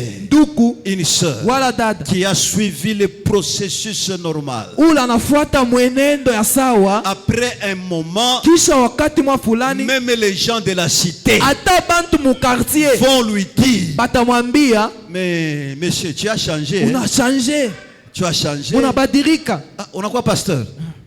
Hein? Ah, on a quoi diacre? Donc, c'est-à-dire, il y a quelque chose qui saute aux yeux, Kuko kitu kimwa kinatoka kinaluka kwa macho ya que bantu. la personne Mutu n'est plus ce qu'elle était. ana tena ula kikuyaka. Il y a quelque chose qui s'est passé. Kuko kitu fulani Il a kinafanyika. été nettoyé. Baimusambishwa. Il est maintenant sanctifié. Epo sasa mwenye kutakaswa. Et ça, Na hii c'est la deuxième étape de la grâce. ni kipande kia pili kia neema. Le Saint-Esprit dans la justification. Roho Mtakatifu mkuhesabiwa La haki. sanctification, Kutakaswa c'est le Saint-Esprit dosé. ni Roho Mtakatifu mkipimo fulani. Mais ce n'est pas tout. Akini ayeneye. Vous êtes en voyage. Uko musafari. Vous êtes en voyage. Uko musafari. Où est-ce que vous allez? Uko naenda wapi? Vous allez vers Canaan. Muko naenda Et ukanana. votre Canaan, Na kanana c'est yenu le baptême du Saint-Esprit. ni ubatizo wa Roho Mtakatifu. Amen. Amina. Quand Dieu vous donne le Saint-Esprit, Wakati Mungu anamipa Roho Mtakatifu, nous l'avons enseigné, tulifundisha lui-même ye moya vient habiter dans votre cœur. anakuya kuikala mu moyo yako. Maintenant, Sasa en Canaan, mukanana il n'y a pas simplement les grappes des raisins. amuna paka bifulushi ya matunda. Nous l'avons montré le mercredi. Tulionesha mkazi tatu. Là, Kule il y a 9 dons de l'esprit. muko mazawadi 9 ya Roho. Nous l'avons démontré le mercredi. Tulionesha mkazi tatu. Sœur, vous me citez un don que Dada vous connaissez. muitaye zawadi mwele mnajua. Qui connaît un don? On y va rapidement. Oui, ça. Tunaenda kwa haraka dada. Je n'entends rien. Mishishiki. Ok. La sagesse, très bien. Hekima. Frère, vous citez le deuxième. Ndugu. C'est que vous connaissez. Taya ile unajua. Oui. Asema l'amour. J'entends un peu difficilement. L'amour. Parmi les 9 dons là-bas, Non. de 1 Corinthiens 12. Ok. On a cité la sagesse. La On a sagesse, cité les langues. Les les parler la langues. langue. Très bien. On Nzuri. rentre ici. Tunarudia huko. Quel don encore? Pardon? L'interprétation des langues. Kutafsiri kwa malugha. Ça fait déjà 3. Inaenea Vous pouvez tatu. m'aider. Ok, on continue. Quel don encore? Ingine nini? La connaissance. Ça fait La déjà 4. connaissance. On rentre ici. Huku La prophétie. unabii. Ça fait 5. On 5. rentre ici. Huku Non. Oui. Les discernements. Ça fait combien? kutambua kwa maroho. 6. Hein? Ok. On rentre ici. Huku Ah, shimwende kombio. Hein? Mwanzo kwa kanisa kila siku quand on enseigne vous êtes là. Oui, je vois une main là-bas.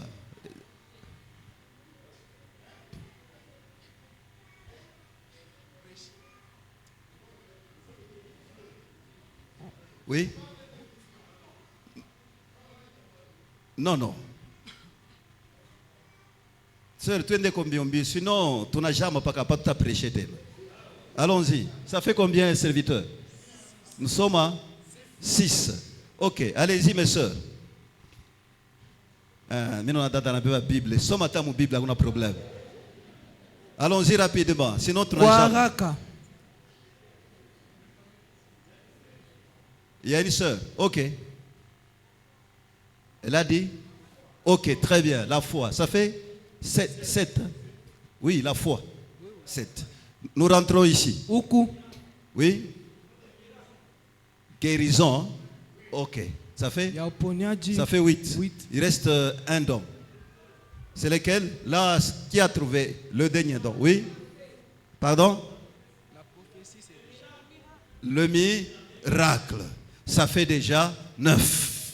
Alors, dans notre pays des promesses, Mu inchi yetu ya malako Il n'y a pas simplement les grappes de raisin. Amuna paka kifurushi ya matunda. Non, il y a plusieurs évidences. Muko mahakikisho ya mingi. Maintenant, Sasa, mon frère et ma soeur, ndugu yangu dada yangu, si tu es allé dans le pays de la promesse, kama ulienda muinchi ya malako, tu dois aussi na wewe unapashwa rentrer kurudia avec des évidences. na mahakikisho. Les évidences Mahakikisho du pays promis. ya muinchi ya malako. Amen. Amina. Attendez que je vous lise quelque chose. Mchunge Adoption. nisome kintu fulani, kutiliwa kama Adoption du mwana 15 mai 1960. ya 1960. Je crois que c'est la première partie. Ni kipande ya kwanza. Écoutez ce que le prophète est en train de dire.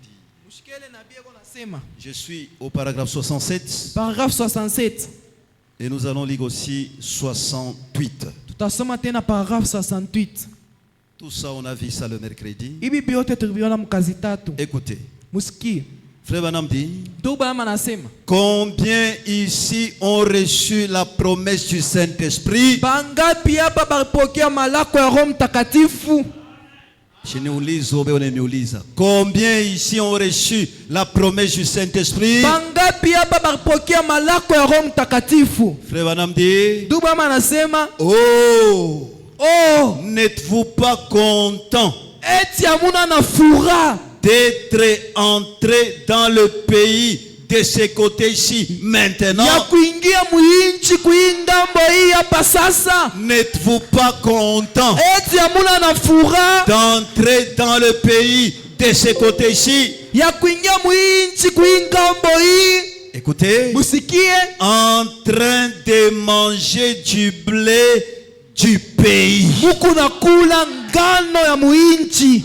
Écoutez mes frères, Musikie banduku. au désert, Kujangwa Israël naturel mangeait la manne. Israeli wa kimwili alikuwa nakula mana. Amen. Amina. Mais quand ils ont traversé le Jourdain, Wakati bakitambuka Yordano, nous l'avons lu, tulisoma la manne mana avait cessé de tomber. iliacha kuanguka. Et cette fois-là, Na ile ils wakati mangeaient balikuwa nakula du blé ngano dans le pays. muinchi. Frère Branham dit, Ndugu ama nasema n'êtes-vous pas content en train de manger du blé du pays? eti amufurahikiwe kula ngano ya muinchi, De manger kula les choses solides de Dieu bintu bya nguvu bya Mungu avec na une compréhension nette. na kuelewa kwa kweli. Votre entendement spirituel Kusikia kwenu kwa kiroho est maintenant libre de toute confusion. pale ndani hamuna tena mvuruko.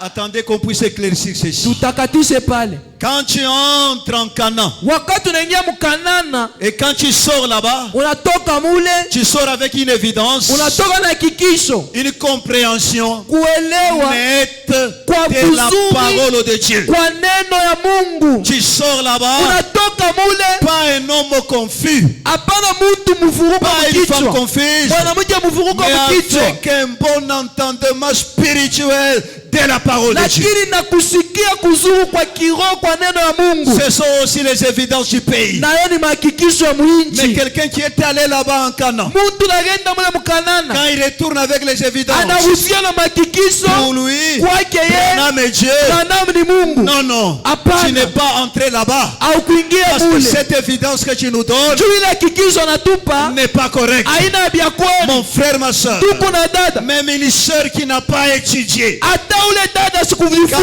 elle entre dans le pays de la promesse, Akiingia muinchi ya malako. elle a une compréhension nette de la parole. Eko na kuelewa kwa bya kweli kwa neno. Même si elle n'avait pas lu, Hata kama sikusomake. quand vous dites quelque chose ici, Kama unasema kitu fulani elle va huku. dire, ça n'entre pas. Hiki akipite.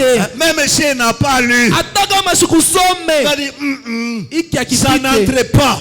Hiki akipite. Quand on entre là-bas, Wakati unaingia Frère mule. Branham dit, Ndugu Branham anasema une compréhension nette.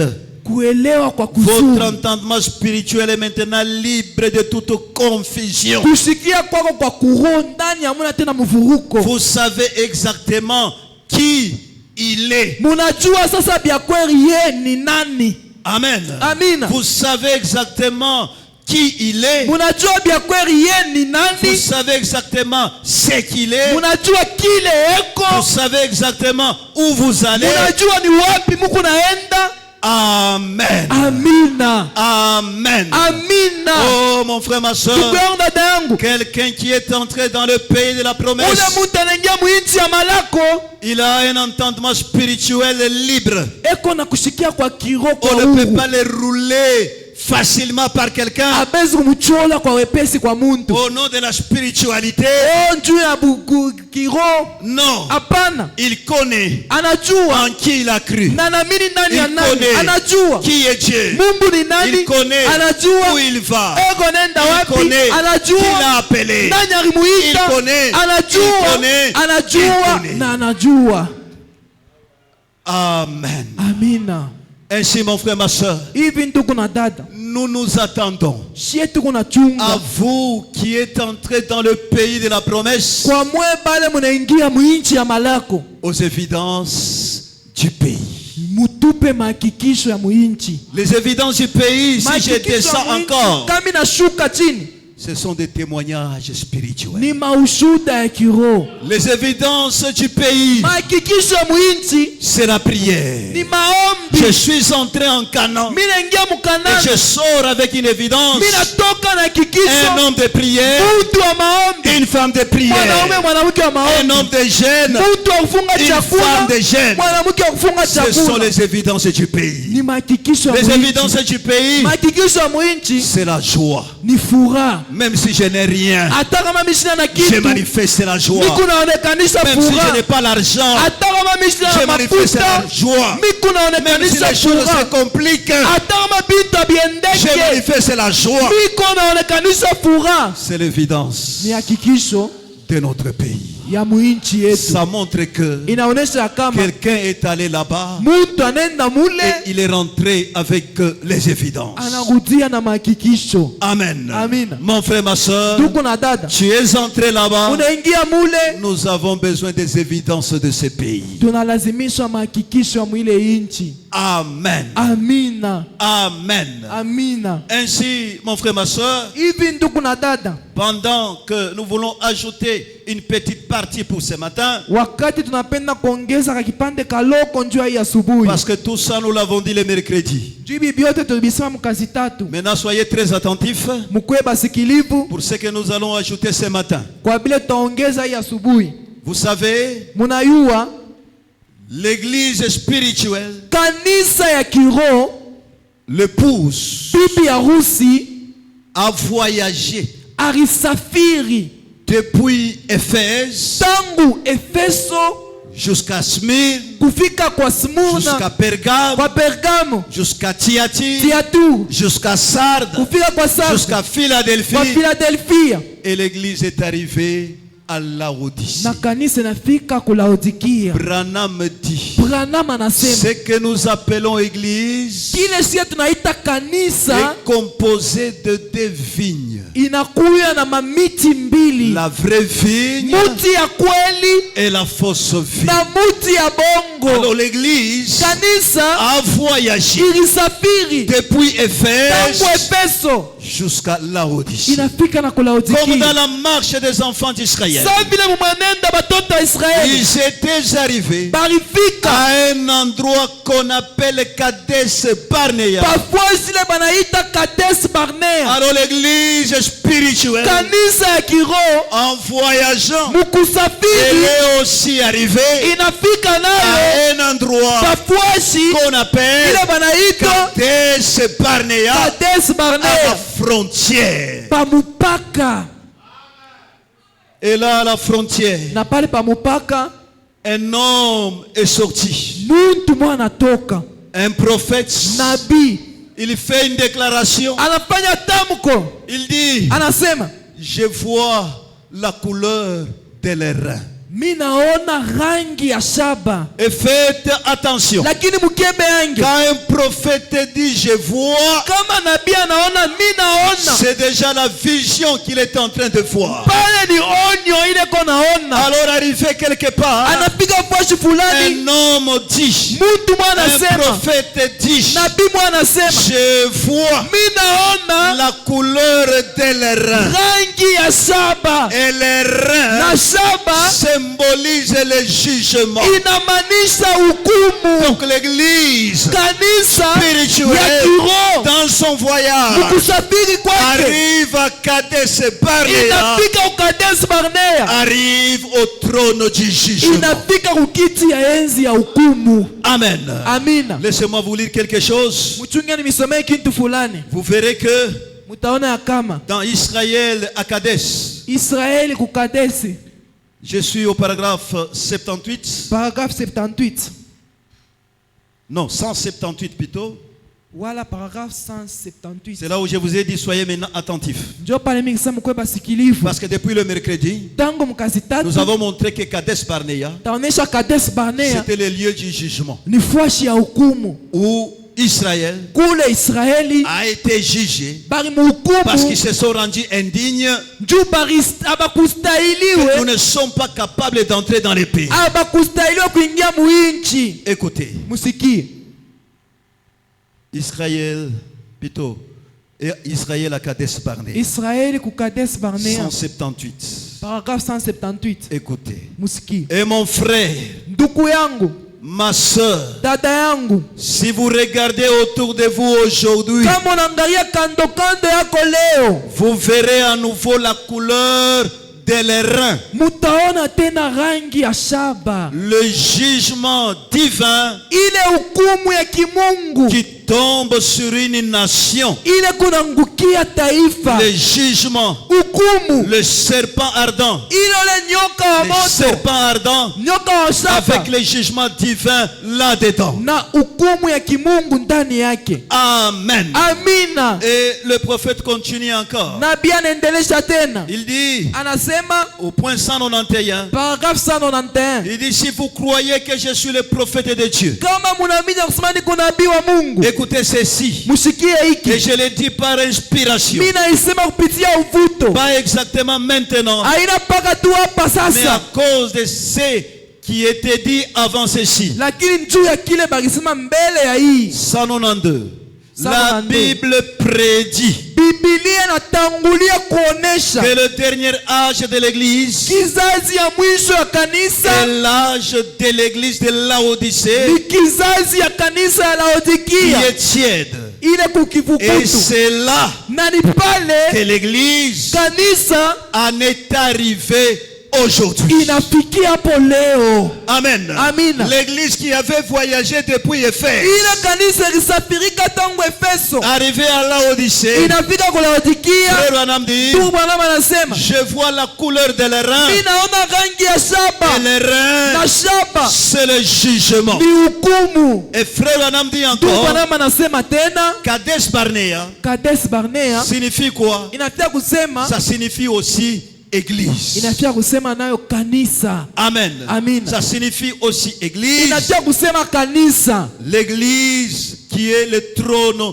du jugement. Kanisa inakuya kiti ya enzi ya hukumu. Attendez si je peux trouver cela. Eti Toujours niweze dans kupata ile Kadesh Barnea. mpaka Kadesh Barnea, Oui, oui. Je suis au point 74. paragraphe 54. 74. Paragraphe 74. Quand vous prenez 73, Kibebe 73 juste à la fin là-bas, kule kumwisho, Frère Branham dit Kadesh Barnea, ndugu Bwana anasema Kadesh Barnea un parfait type de l'église. inakuwa ni mfano kamilifu ya kanisa. L'église est le trône de jugement. Kanisa ni kiti ya enzi ya Le hukumu. jugement commence dans la maison de Dieu. Hukumu inaanzaka ni munyumba ya Mungu. Vous savez que Munajua ya kama dans le naturel, mumaumbile c'est là Kadesh Barnea qu'Israël fut jugé. ni kukadesi Barnea njo kule Israeli alihukumiwa. Et Frère Branham dit, Na ndugu Bwana anasema ils sont restés là balibakia pale en train de tournoyer. beko nazunguluka. Pourquoi? Juu ya nini? Ils avaient refusé d'entrer dans le pays de la promesse. Balikatala kuingia mwinchi ya malako. Frères, Ndugu, sœurs, dada, ce qui s'est passé là-bas, kile kikifanyika kule ça se répète aussi au temps de la fin. kinafanyika tena mwakati ya mwisho. Amen. Amina. Quand vous prenez les soins du temps de la fin, Bapakaliwa ba wakati ya mwisho. je suis au point 198. Paragraphe 198.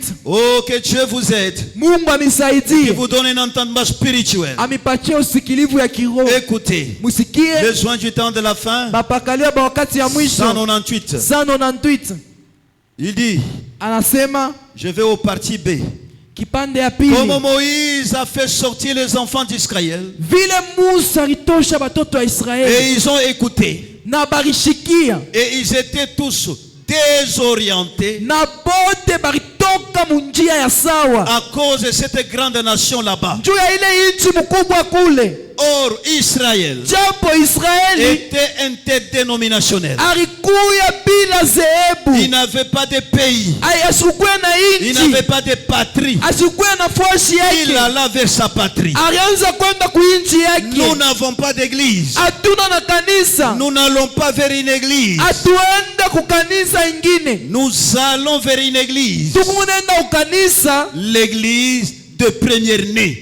kanisa ya bakuzalikwa bakwanza, L'église qui est dans la gloire. ile iko mutukufu, Pas l'église qui est sur la terre. hapana hii ya babulongo Selon l'homme. kufuatana na mutu, L'église qui est dans la gloire. ile iko mutukufu. Ceux qui sont appelés à sortir. Bale benye kuita kutoka Prédestinés à la vie éternelle. balitangulia uchakuliwa kuuzima wa Vous milele. voyez. Munaona Qui s'en vont à leur patrie.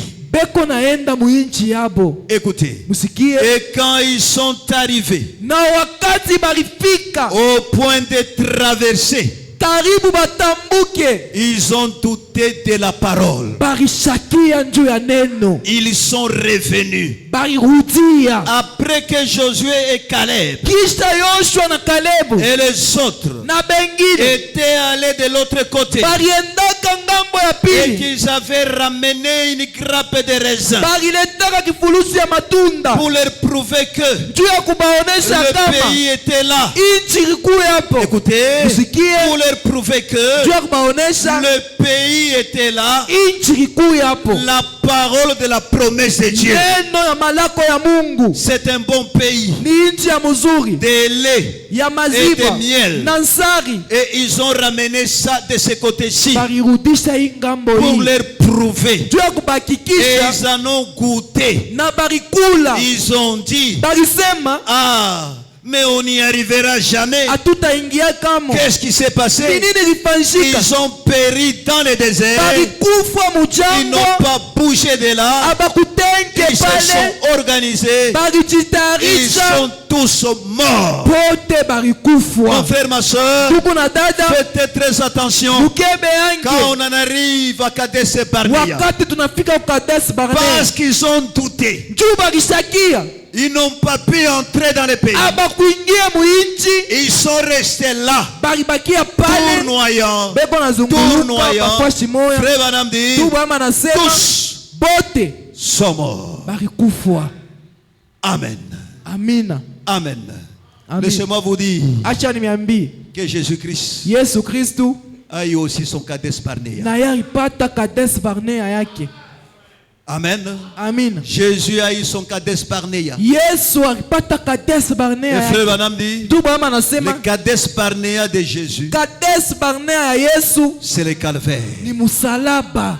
C'est là où il a été meurtri, jugé, frappé. Njo kula aliumizwa na hukumiwa na pikwa. Mais regardez, Na mwangalie juste après son Kadesh Barnea, kisha Kades Barnea yake il a traversé. alitambuka, Il est allé vers un autre pays. alienda mwinchi ingine, Et de là, na mule après 3 jours, kisha mashiku tatu Jésus est rentré avec les évidences alirudia na mahakikisho pour dire que juu ya kusema il y a possibilité kuko de maeneo mourir ya kuingia et de retourner. na kurudia. J'étais mort, Mimi kwa mwenye mais kufa, voici je suis vivant. hapa niko mzima. C'est quoi ça? Ni nini? Les évidences qu'il a amenées Mahakikisho ile alileta que ce pays kwa ile inchi est une réalité. inakuwa ni ukweli. Maintenant, mon frère, ma soeur, Hapa sasa ndugu yangu, dada yangu, nous sommes croyants du message. tuko baaminifu ba ujumbe. J'ai bien dit que l'église est composée de deux vignes. Mimi sema kanisa kuna miti mbili. Le vrai croyant Mwaminifu wa kweli et le faux croyant. na wabongo. Quand nous arrivons à notre Kadesh Barnea, Wakati tunafika ku Kadesh Barnea yetu, à Laodicée, Laodikia, qu'est-ce qui se passe? ni nini kunafanyika? Un homme surgit. Muntu mwana lamuka. C'est un prophète Ni nabii avec la bannière de l'aigle. anakuya na bendera ya ntai. Qu'est-ce qu'il fait? Anafanya nini? Il entre dans un pays. Anaingia muinchi. Quel pays? Inchi kani? Le pays de promesses. Inchi ya malako. Amen. Amen. Il entre là-dedans. Anaingia mule ndani. Et quand il sort de ce pays-là, Wakati anatoka ndani, il sort avec des évidences. anatoka na Que makikisho. mes frères et mes sœurs, Bandugu na badada, les sept sceaux de l'Apocalypse sont révélés. ile miuri saba ya ufunuo iko yenye kufununa. Parce que nous sommes là. Juu tuko La hapa vraie église kanisa et ya la fausse kweli église. na ya Nous bongo. sommes à la frontière. Tuko pa Et mupaka au-devant de na nous, kumbele un yetu pays de promesses. tuko inchi ya malako. Maintenant, Louis, Yeye avec la bannière de l'aigle, na bendera ya il tai pénètre le premier anaingia wa pour kwanza. dire, Juu ya mes kusema frères et mes sœurs, bandugu na le badada, pays est réel, inchi ni ya vya le kweli, pays des promesses, inchi ya malako. les sept sceaux. Miuri saba. Je dis bien les sept sceaux Mimi nasema mzuri, miuri saba sont révélés. iko yenye kufununa. Quand il entre là-dedans, Wakati anaingia ndani, il dit, anasema les sept tonnerres d'Apocalypse 10 minguruma saba ya ufunuo ont été révélés au travers de cette sceaux. balifununa kupitia miuri saba. Quand il entre là-dedans, Anaingia ndani, il dit à l'église, anaambia kanisa le septième sceau muhuri wa a saba ramené Jésus sur la terre. inarudisha Yesu pa bulongo. Quand il entre là-dedans, Anaingia il ndani, dit Apocalypse 10, anasema ufunuo 10 c'est la parole ni neno dans un homme. ndani ya Quand mutu. il entre là-dedans, Wakati anaingia ndani, il dit, anasema Ève Ewa n'avait pas mangé un fruit. asikukuriake pome. Non. Hapana, Ève Ewa avait commis adultère avec le serpent. alisharatikaka na nyoka. Amen. Amina. Dans le pays des promesses. Kuishi ya malako. Et maintenant, Na sasa nous sommes à la frontière. tuko pa mpaka. Qui va entrer Ula taingia ni dans nani? ce pays-là Mwile inchi. et accepter Na kuichika ces évidences-là? ile makikisho. Il y a les autres Kuko qui bengine sont restés là-bas. wanabakia pale. Non, Chie nous n'entrerons pas. hatutaingia, Nous n'allons pas saisir hatutashika toutes ces ile promesses-là. malako yote. Amen. Amina. Pendant que le pays Wakati ile inchi de la promesse est au-devant de ya nous. malako iko kumbele Et yetu. dans ce Na pays-là, mwile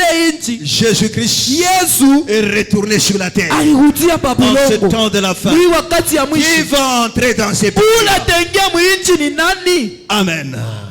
J'ai voulu les prophètes. Niko na misomea nabii. Je sens que ça passe un peu au-dessus. Mimi naona sebi unapita yulu ya C'est un bengine. peu fort. Bia nguvu. C'est ce que Branham dit. Lakini njoo vile Branham eko Dans nasema. le message, l'union invisible de l'épouse de Christ. Muungano asipokuonekana ya bibi harusi wa Kristu. Je suis au point 193. Paragraphe 193.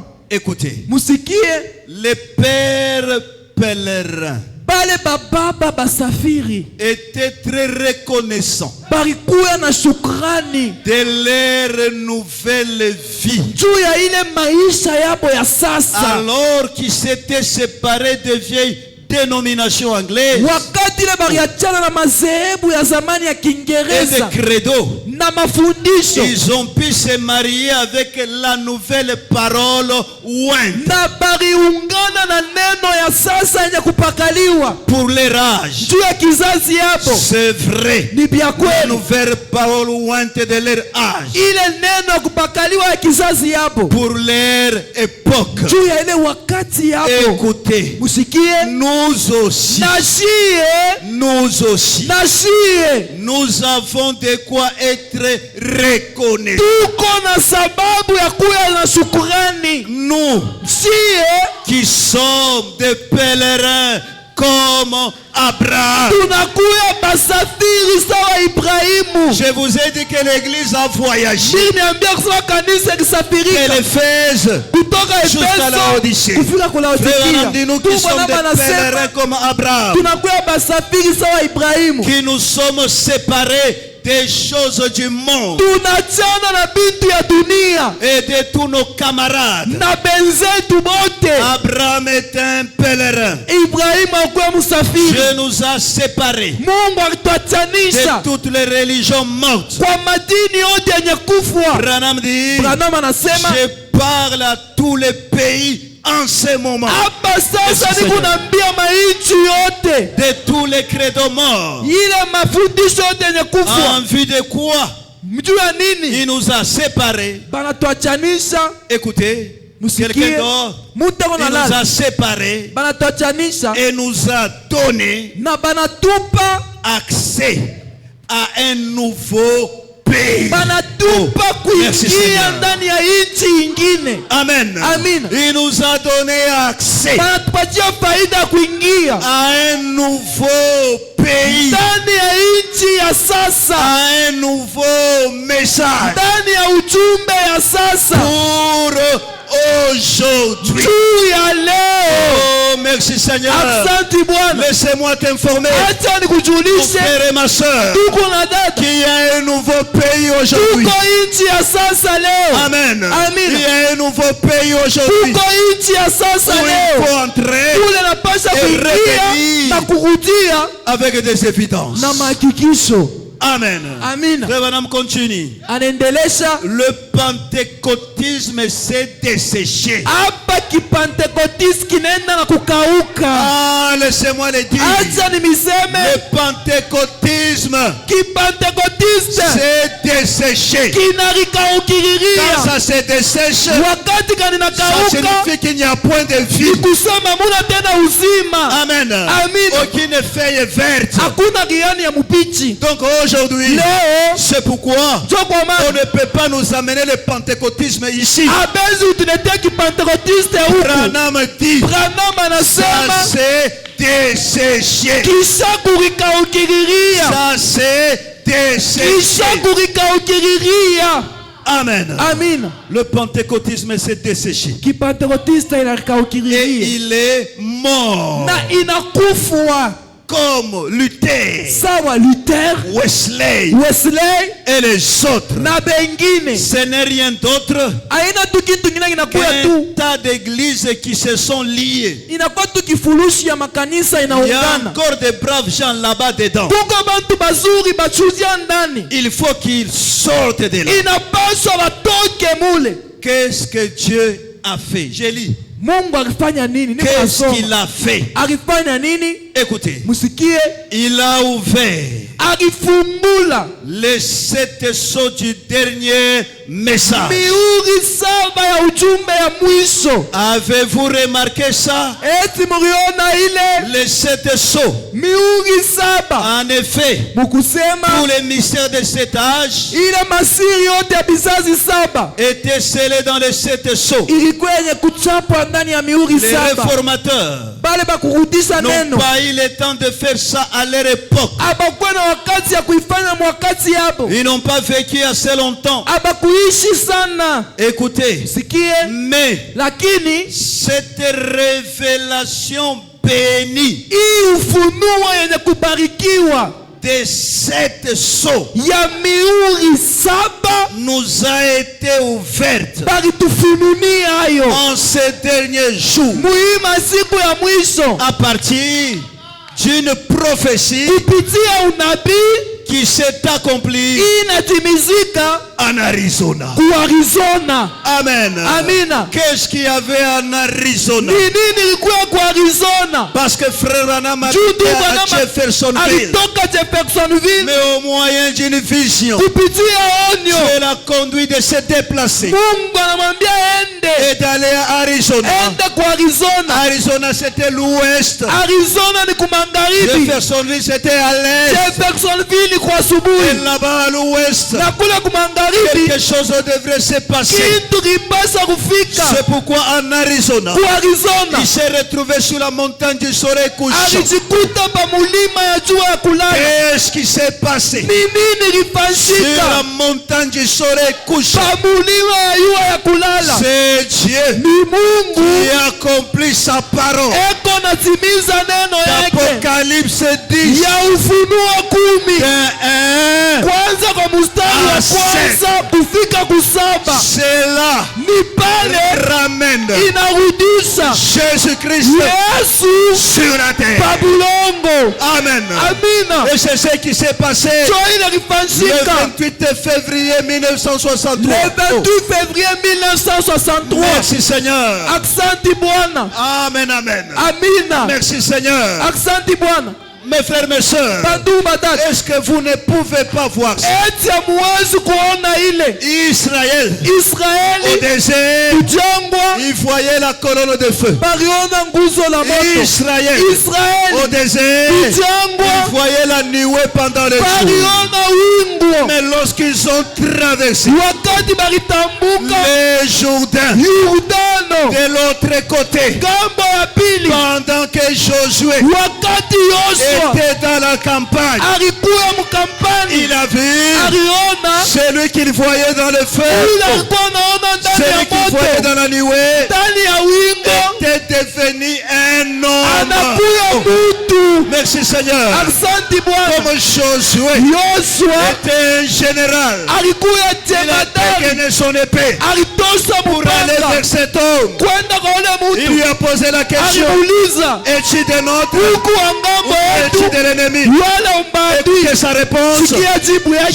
je suis niko le chef shefu de l'armée wa de jeshi l'Éternel. ya wa milele, Je suis descendu maintenant. ninashuka sasa. Oh mon frère, ma soeur, Tuku na c'est dada à la montagne du soleil couchant kumulima ayuwa ya kulala, que l'ange malaika Christ Kristu était descendu alishuka ce jour-là. ile siku, Et là-bas, na kule ce n'est plus à Kadesh. aila tena Là-bas, kukadesi, c'est dans le nouveau pays. pale ni muinchi ya sasa. Amen. Amina. Mon frère, ma soeur, Tuku na dada présentement, hapa sasa nous sommes dans le nouveau pays tuko muinchi ya sasa où les promesses de Dieu kule malako ya Mungu se sont accomplies aujourd'hui. inatimizika leo. Amen. Amina. C'est ça les évidences de notre pays. Jo mahakikisho mwinchi yetu, C'est ça jo le mahakikisho, message jo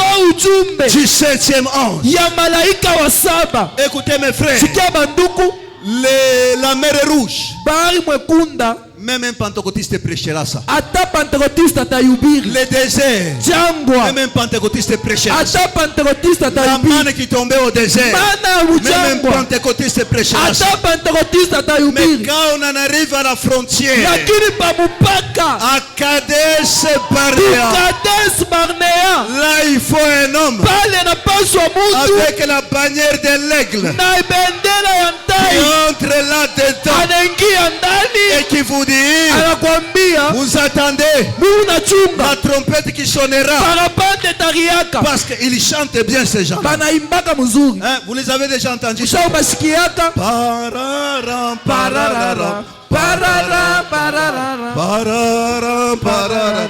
Donc, pour eux, kwabo la trompette parapanda sonnera. Mais itariaka. dans le nouveau pays, Uinchi ya la sasa trompette a parapanda déjà sonné. ishakuria. C'est le message Ujumbe du 7e ange. ya malaika wa Le saba message de William Branham. ya William C'est Branham, ça la trompette jo qui a parapanda sonné en ce temps. inaria mwakati ya mwisho. C'est pourquoi mon frère, ma soeur, Jo kwa maana ndugu na dada, entrons dans le nouveau pays. tuingie muinchi ya Il sasa. y a nos frères Kuko qui banduku refusent peko na katali d'aller dans le nouveau pays. kuingia muinchi ya sasa. Ça, Hii ce n'est pas accompli. hayatimizika, Ça, ce n'est hii pas accompli. hayatimizika, Ça, hii nous attendons. Mais tunachunga. entrons entrons tuingie dans le nouveau pays. nchi ya sasa. Amen. Amina. Oh mon frère, ma soeur, Ndugu yangu, dada c'est yangu, pourquoi Branham dit, ndio kwa maana Branham anasema nous aussi nous avons de quoi être reconnaissants. tuko na sababu ya kuya na shukrani. Pourquoi? Juu ya nini? Parce que Juu il nous a donné accès alitupatia faida tuingie à un nouveau pays. ndani ya nchi ingine. Ma soeur, Dada yangu, le message étant de la foi, ujumbe wakati ya mwisho c'est un nouveau pays. ni nchi ya sasa. Non, quand on était là-bas, Wakati tulikuwa on kule faisait ces tulikuwa choses-là. nafanya hivi, Oui, là c'est au désert. pale ni mchangwa, Mais ici, hapa c'est un nouveau pays. ni nchi ya sasa. Amen. Amina. Il y a une nouvelle constitution. Kuko sheria ya sasa. Amen. Amina. C'est pourquoi, Jo kwa maana dans les nouveaux pays, mwinchi ya sasa même la manière de chanter change. hata namna kuimba inabadilika. Amen. Amina. Une fois, j'étais là-bas à Rehoboth. Siku mwami kwa kule ku Rehoboth, Un frère demande à chanter un cantique spécial. ndugu mwana lomba niko na mwimbo wa kuimba. Quand il commence à chanter, Anaanza kuimba, le pasteur dit ouais, il y a pas. "Wewe frère, wendo keka." Ça, Hii ce n'est pas notre cantique. haina mwimbo Nous yetu. sommes dans un nouveau pays. Tuko mwinchi ya La sasa. manière de chanter a changé. Namna ya kuimba La inabadilika. manière de prêcher a changé. Namna ya kuhubiri La manière inabadilika. de vivre a changé. Namna ya kuishi La manière inabadilika. de servir Dieu Ya a kutumikia Mungu changé. inabadilika. Pourquoi? Juu ya nini? Un nouveau pays, Nchi ya sasa, un nouveau message, ujumbe ya un sasa, nouveau prophète nabii wa sasa avec la bannière de l'aigle na bendera ya ntai. qui dit Anasema ceci hii c'est accompli. inatimizika. Tu attends la venue du Fils de l'homme. Unachunga mwana wa mtu akuye, Il viendra sur les nuages. là-bas. atakuya pa mawingu. Tu es en retard. Usha kuchelewa. Le Fils de l'homme Mwana wa mtu est déjà venu de sa asha gloire. kuyaka. C'est ça la différence Njoo achanisho avec nous aujourd'hui. na shie leo. Amen. Amina. Nous, Shie c'est un nouveau pays. ni nchi ya sasa, C'est un nouveau message. ni ujumbe ya sasa, Une manière autre de vivre, namna ingine ya de kuishi, comprendre les ya choses. kuelewa vitu. Parce que Juu et les pentecôtistes na et les bapentekotiste luthériens na et les baliteria wesleyens, bawesleyan, Branham dit, Branham ils sont asema morts, bashakufwa, desséchés, penye kulikaukiria, desséchés. penye kukauka.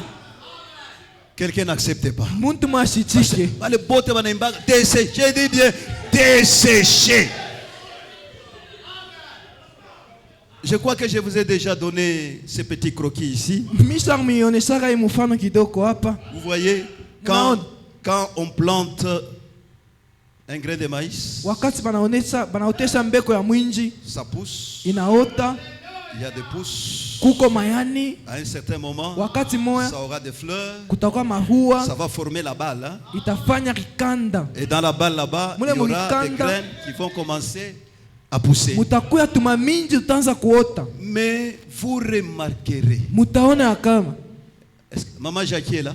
mama Jackie kwako. Ok, que Dieu vous bénisse. Mungu anibariki. Je crois que vous allez bien comprendre ceci. Mutabishikia mzuri. À un certain moment, Wakati moya, quand les graines wakati mambeko commencent à devenir mûres, inaanza kuivya, qu'est-ce qui se passe? ni nini kunafanyika? Les graines Mambeko suissent la vie qui est dans la tige, ikuna nyonya uzima ilikuwa ndani ya suissent muti, la vie qui est dans le feuille, inanyonya ujima ya mumayani, suissent la vie qui est dans la balle, uzima ya murikanda et la tige, na et muti les feuilles, na et mayani la balle, na ça rikanda deviendra sec.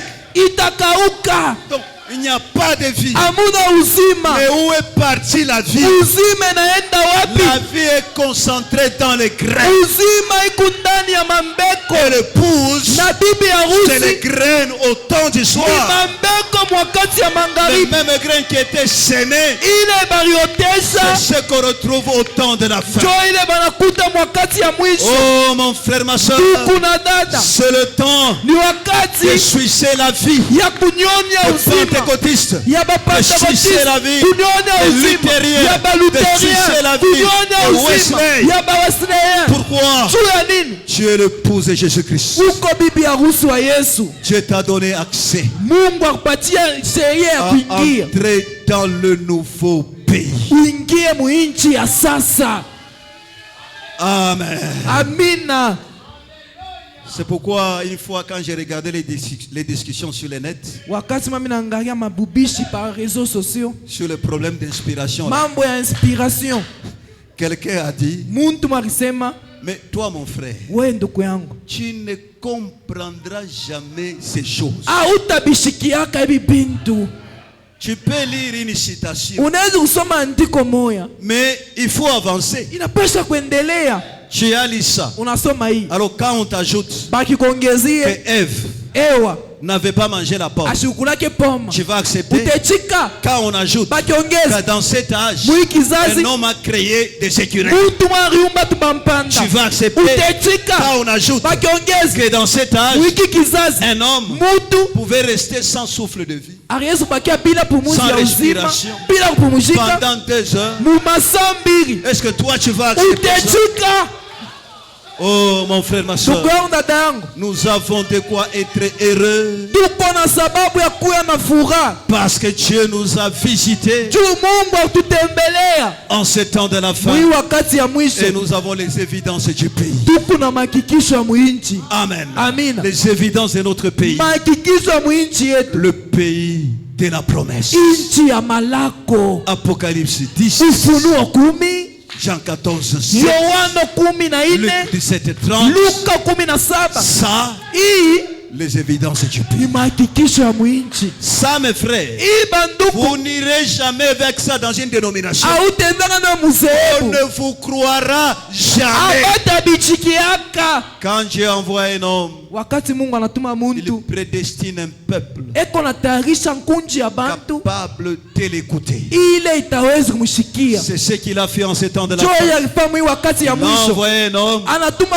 il a muntu prédestiné un peuple anatangua kutayarisha taifa capable d'écouter le langage de William Branham. ile inaweza kushikia misemo ya William Branham. Amen. Amen. C'est pourquoi ce matin, Cho kwa maana hii asubuhi soyez heureux, mukwe na furaha, soyez joyeux, mukwe na furaha, soyez forts, mukwe na nguvu, soyez bénis. mubarikiwe, Vous n'êtes pas en erreur. hamuna munkosa. Non, mon frère. Hapana, Non, ma soeur. hapana ndugu dada, Dieu lui-même Mungu ye moya a confirmé que alihakikisha ce prophète huyu nabii est dans la vérité. eko ndani ya ukweli. Amen. Amina, Écoutez musikie la parole d'encouragement. neno ya kukandamisha. Tout ce que tu as aimé Pale bote wao ulipenda et tous ceux qui t'ont aimé, na pale bote bakupenda, moi, mie je te le donne. mi nakupa Dans bo ce pays-là, ile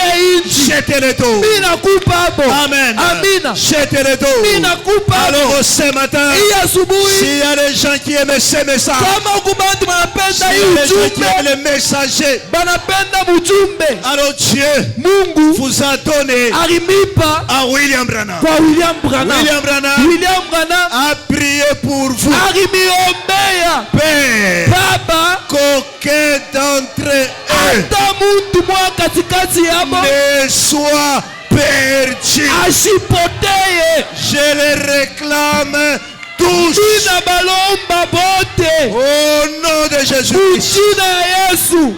Amen. Amina. Mettez-vous debout. Usimame Et je huru. vous bénisse.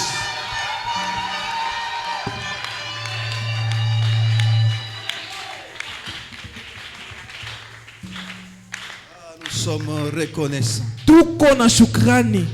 nous a donné accès Mungu atupatia faida tuingie. d'entrer dans le nouveau pays. Tuingie muinchi ya sasa. Pendant que les autres Pale bengine tournoient beko na zunguluka au niveau de Kadesh Barnea. ku Kadesh Barnea. Non, Hapana. ce n'est pas accompli. Ana bya kweli. Ce n'est pas Hapana. accompli. Ana bya kweli. Non. Hapana. Mais nous, Shie Dieu nous a donné accès Mungu anatupatia faida d'entrer dans tuingie le nouveau pays. muinchi ya sasa. Le pays de la promesse. Inchi ya malako.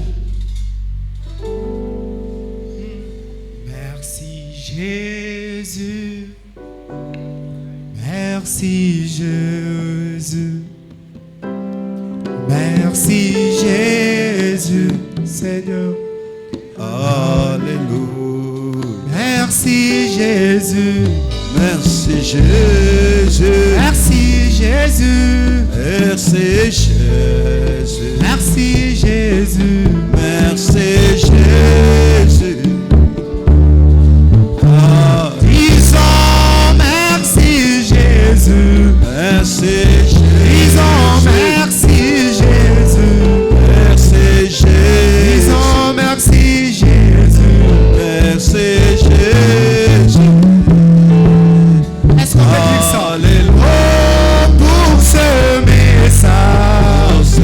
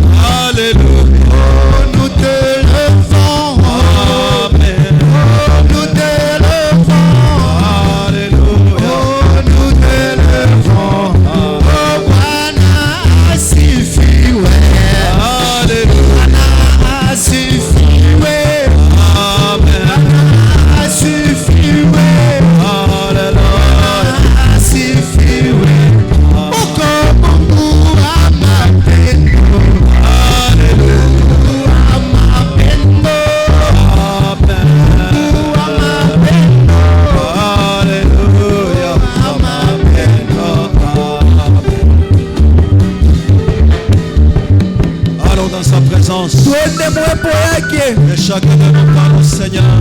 Kila mmoja ombe Bwana. Oh, nous sommes reconnaissants Tuko na shukrani du nouveau pays, kwa nchi ya sasa, le pays de la promesse, nchi ya malako. où quelqu'un nous a amené les évidences. Mtu mwetuletea mahakikisho. C'est un pays réel. Ni nchi ya kweli. C'est un pays de promesses. Ni nchi ya malako. Prions le Seigneur. Tuombe Bwana.